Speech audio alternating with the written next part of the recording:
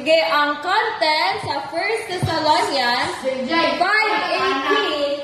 kay in everything give thanks for this is the will of God in Christ Jesus for you.